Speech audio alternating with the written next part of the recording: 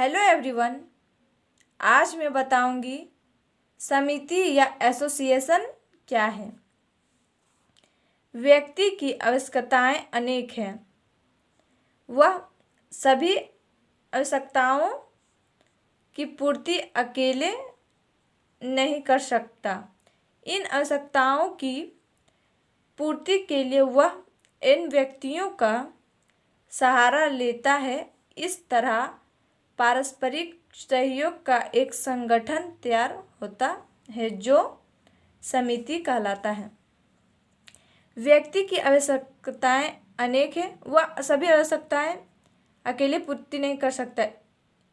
इन आवश्यकताओं की पूर्ति के लिए किसी दूसरे व्यक्ति का सहारा लेना पड़ता है और इस तरह पारस्परिक सहयोग का संगठन तैयार होता है जो समिति कहलाता है।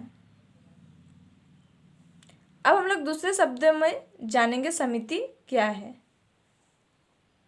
दूसरे शब्दों में हम यह कह सकते हैं कि व्यक्ति अपनी आवश्यकताओं को पूरा करने के लिए कुछ नियमों के अंतर्गत जिस संगठन का निर्माण करते हैं वह समिति है। व्यक्ति अपनी आवश्यकताओं को पूरा करने के लिए कुछ नियमों के अंतर्गत जिस संगठन का निर्माण करते हैं वह समिति कहलाता है।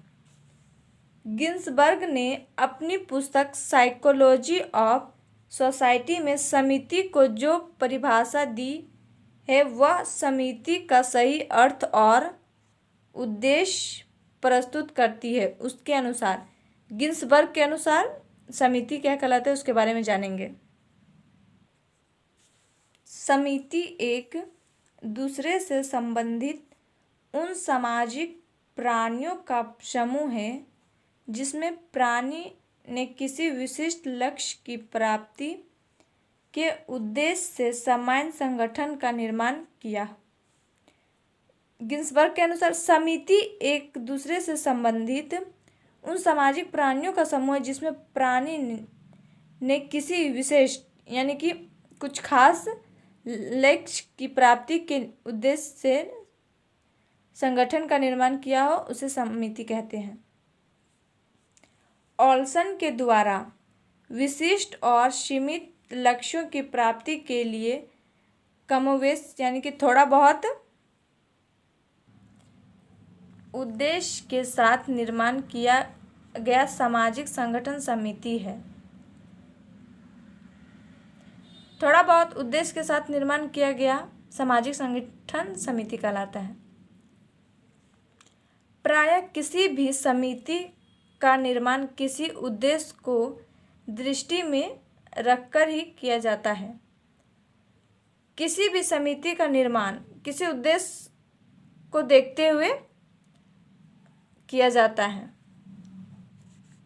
उस उद्देश्य की प्राप्ति के लिए समिति के प्रमुख सदस्य मिलकर कुछ नियमों का निर्धारण करते हैं।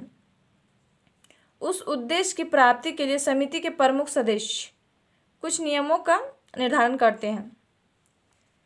नियमों का निर्माण पहले होता है तब संगठन बनता है। पहले नियमों का निर्माण होता है तब संगठन बनता है। किसी समाज में व्यक्ति अपेक्षित सुविधाओं को नहीं पा रहे हो तो वे मिलकर उस सुविधा को प्राप्त करने के लिए कोई समिति का गठन कर सकते हैं। किसी समाज में व्यक्ति अपेक्षित सुविधाओं को नहीं पा रहे हो तो वे मिलकर उस सुविधा को प्राप्त करने के लिए समिति का गठन करते हैं जिससे कि उसे उस सुविधा को मिल सके।